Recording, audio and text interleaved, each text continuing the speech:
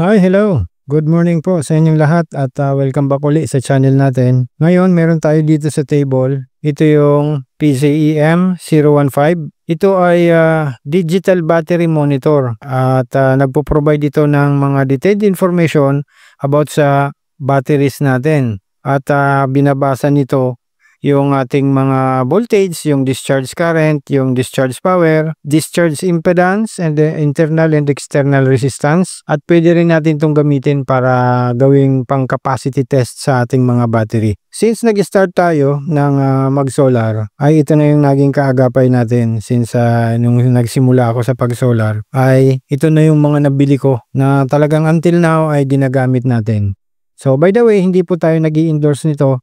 Sinishare ko lang for the information of everyone, and so dun sa nag-request sa atin na gawan ng video kung paano ito wina-wiring, paano sineset up, paano kino-configure yung parameters niya sa loob para gamitin yung digital monitor nyo sa mga batteries nyo. Napakaganda nitong gamitin dahil dito makikita mo yung papasok ng mga details sa battery nyo, at pag natapos na yung charging sa battery natin, makikita nyo naman yung mga details niya ng palabas niya. So napakaganda nitong gamitin at maraming beses ko rin itong ginamit sa pagka-capacity test natin sa mga batteries natin dito sa ating toolshed. So itong aking PCEM015 ay may kalumaan na po. Pero pag nakabili kayo nito ng brand new, ay yan, makikita nyo dyan yung likod niya. Dito kasi natanggal na siya. At yung mga button niya dito ay hindi siya naka-roscas.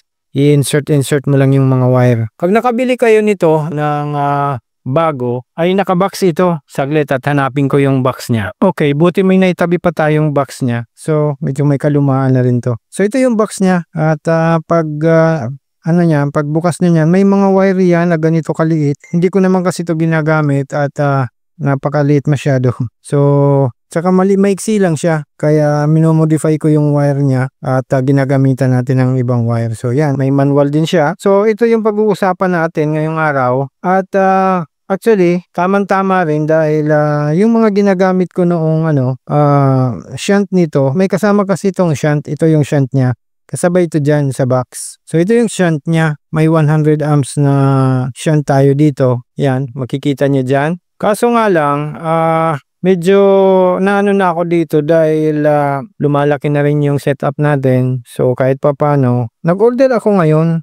Kanina lang to dumating. This is another shunt na compatible dito sa natin, PCEM. Pero mas mataas ito dahil 300 amps ito. So yan, makikita niyo dyan. 300 amps yan. So ngayon, tama-tama may nag-request sa atin na gawan yung detailed ng pag-wiring nitong PCEM, and at the same time, ito na yung gagamitin nating shunt. Pero pag nag-order kayo nito, makakapili kayo ng shunt. So you can choose the 100 amps na shunt or 50 amps, 200 amps, and yung 300 amps. So ito naman sa akin, separate ko yung in-order. Kasi ito, pag nag-order ka, pag pinili mo for example 100 amps, ay package na po yan. Nandiyan na lahat. Yung shunt niya, yung multimeter niya, and yung mga cable niya. So dahil marami pa naman ako nitong stock, ang ginawa ko, ito lang in-order ko. So medyo matagal lang dumating dahil galing pa ng mainland China. So ngayon dumating siya kanina. Kaya minarapat ko na gawa na ngayon ng video para pakita ko sa inyo kung paano yung detailed ng pag-wiring nito. Paano ito ikakabit sa battery natin. And also, i-discuss din natin yung detailed configuration ng parameter setup nito. Kung paano mo i-set up yung details niya, paano mo iaakma sa battery mo para magamit mo siya as your real-time monitor sa battery natin. Okay, so i-wiring muna natin to. Papakita ko sa inyo yung detailed step by step ng pag-wiring nito kung paano to ikakabit sa mga batteries natin. Pwede itong ikabit sa mga lithium battery, lead acid, flood, or kahit anong battery ginagamit nyo para meron tayong real-time monitor. Okay? Sige, let's do this. Okay, now, kailangan natin dito ng 4 na wire. Ito yung gagamitin natin sa kanya. medyo extended ito dahil kung medyo malayo yung battery nyo ay pwede nyong pwedeng makaabot. So 4 yung wire natin na gagamitin pero para parehas lang yung kulay nito. Red and black lang siya. So para hindi kayo malito ay tayo dito, gumamit tayo ng mga electric tape na may iba't ibang kulay para maipakita ko lang sa inyo yung nasa diagram ay gayahin natin para mas maintindihan ng iba. So meron tayo dyan 4 na kulay. Yung red na wire, yung blue, yung yellow, yung black. So papakita ko sa inyo ngayon kung paano yan i-connect dito sa ating PCIe. Pagpasensyahan nyo na dahil medyo luma na yung ginagamit nating model. Pero kahit luma to ay gumagana pa to at maganda pa yung performance niya. At dito sa taas natin makikita nyo meron tayo dyang battery.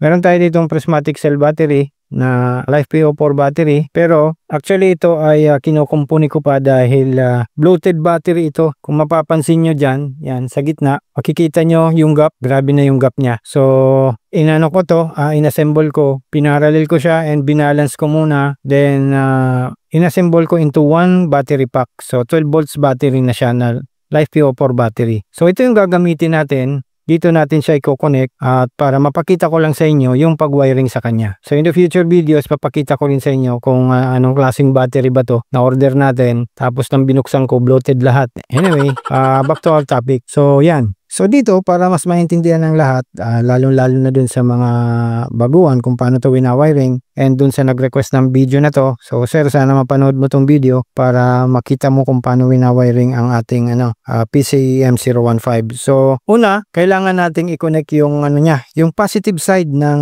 battery natin papunta sa positive side ng ating PCIe. So yung positive side nito ay yung nandito sa pinakataas niya. So para ma-connect yan ay gagamitan natin ito ng pangtusok lang. So yan, i-insert nyo lang po dito sa taas niya. Pupulupot mo lang yung wire at i-insert natin dito. So ipupush nyo to, then ipapasok nyo to sa butas. Yan. Okay, so na-connect na natin yung positive niya. Sunod naman natin dyan i-connect ay yung negative side. So kuha ulit tayo ng wire. I-connect lang muna natin sila bago ko papakita sa inyo kung paano yung connection naman sa battery. So yung black, lagyan natin ng electric tape muna na black para madaling ma-identify. Ito yung ginagawa natin kapag medyo hindi available yung iba't ibang kulay ng wire, ay nilalagyan na lang natin yan ng tape. Reference lang naman to para hindi tayo malito. So yan, temporary lang yung paglagay ko. Alam ko mas maayos nito. So dito, isusunod natin siya sa next na butas. Okay, ito yung magiging negative. Ito yung papasok, papunta dun sa ating battery. Ayusin nyo lang masyado yung pakatupi nyo ng wire para yung mga sobrang hibla niya ay hindi pumasok dun sa ibang butas dahil magkakadikitan yan. So yan, connect lang natin. Papakita ko lang sa inyo yung tamang pag-wiring nito. Okay, nailagay na natin yung black. Yan, yung sa black niya. So meron na tayong connection sa positive and negative. Now, ang isusunod natin dito, yung kulay blue. Yan, ko-connect natin siya dyan sa pang-tatlong butas ng PCIe natin. Yan, nailagay na natin yung blue at lagyan natin ng tape para guide lang, para hindi kayo malito. Okay, so red, yung black, and yung blue. Now last is yung natin, yung kulay yellow na wire. Kikita nyo dyan sa diagram ay may kulay siyang yellow. At yung kulay blue naman po ay i-connect natin yan dun sa shunt. Dun sa shunt, nasa parting nasa loob. So ito, meron tayo ditong 300 amps at meron din tayong 100 amps. So ito, kung ito yung magiging negative side, ito kasi yung pupunta dun sa negative battery terminal natin dito. So kung ito yung nakakonect dyan, yung kulay blue ay yung nasa parting loob, nasa left side ng ating battery. So ito yung natin, kulay blue. So ito yung blue natin na wire at dito natin yan ilalagay. Ko-connect natin yan dyan. May terminal lugs na tayo dyan. Connect natin yan dyan. At yung kulay yellow naman ay dito natin yan i-connect sa kabila. Okay? Pero ikabit muna natin tong kulay yellow niya dito sa terminal slot ng PCIe natin. Okay, connect ko lang. Okay, so naikabit na natin yung 4 na wire. So ngayon dito, meron na tayong positive, yung negative niya, yung blue wire and yung yellow. So na-wiring na natin, na-connect na natin siya. So ang gagawin natin ngayon ay i-connect naman natin yung isa dito, yung kulay yellow niya na wire. So yeah, lagay natin. Ito kasi yung tong dalawa na to na blue and yellow. Ito yung magbabasa ng details ng lumalabas at pumapasok sa PCIe. So ganyan po yung connection niya. Yan.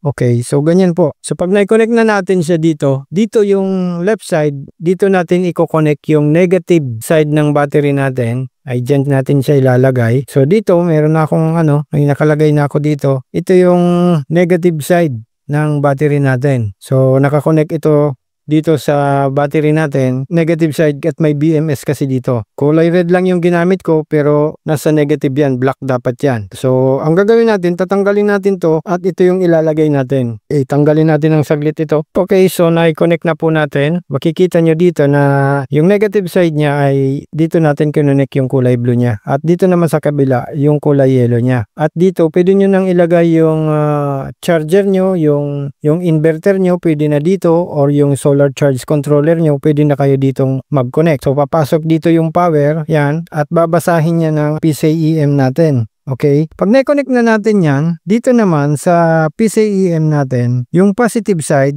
yan, ay i-connect natin to sa positive terminal ng ating battery. So kukuha tayo ng connection dun sa battery natin at ito naman ay yung negative naman, ito pwede na natin tong i-connect dito sa isabay na natin to dito sa negative side. Pwede nating isabay yan dyan dito sa kulay blue. Dyan. Pwede na nating ilagay dyan. So i-connect na natin. I-merge na lang natin dahil negative naman ito eh. So pwede na tayo ditong i-insert ko lang dyan temporarily. Pero pag sa tunay na ay dapat may terminalize na po yan at maigpit na yung paka-connect natin. So now, na-connect na natin yung negative. Yan. At i-connect na natin yung positive nito. So sa positive side, pag ginonect natin to ay magpa-power on na yung natin, PCIe. So dito sa battery natin, yan, tanggalin muna natin to. Ay kukuha tayo ng connection dito. So i-insert na lang natin siya dito sa positive side ng natin, yung ginawa nating connector dito. Ito yung pinaka main positive natin. So i-connect na lang natin to dyan. Okay?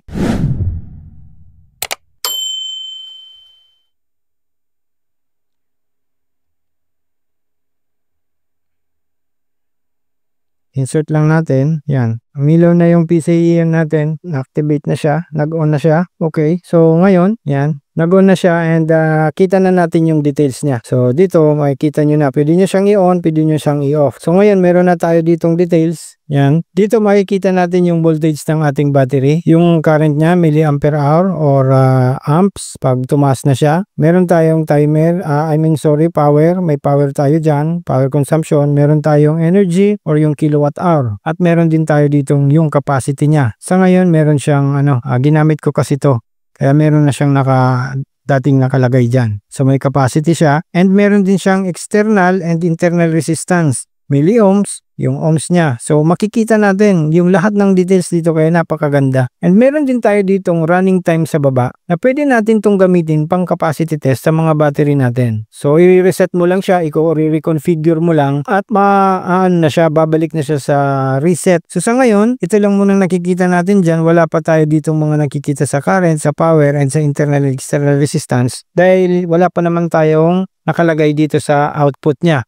Dyan. So, wala siyang details na maipakita. So, subscribe lang po kayo dahil sa sunod nating video ay papakita ko sa inyo kung paano to gumagana, paano to nire-reconfigure, nire-reset yung parameter setup nito, paano isineset yung voltage at paano nire-reset yung current, yung energy, yung ampere hour at yung ating running time. So sa ngayon, para hindi masyadong humaba ang video natin ay yung pag-wiring lang muna ang iti-take up natin kasi kinakalibrate po ito. So ituturo ko sa inyo, napakasimple lang naman tong i-calibrate. So for now, hanggang dito na lang muna tayo at sana ay nakatulong doon sa nagtatanong sa atin kung paano winawiring ang PCIe 015. So subscribe na lang po kayo dyan para ma-notify kayo paglabas ng update ng video natin dito. And I promise you hindi natin tatagalan yung second video. Ise-set up ko lang muna to dun sa battery na paglalagyan natin sa kanya. Then isusunod kaagad natin yung configuration or yung pag-calibrate ng PCIe natin dito. Yung link ng part 2 ng video na to ay ilalagay ko dyan sa screen sa taas kapag available na po siya. So maraming salamat po sa inyong lahat at God bless everyone. Keep safe always. Bye.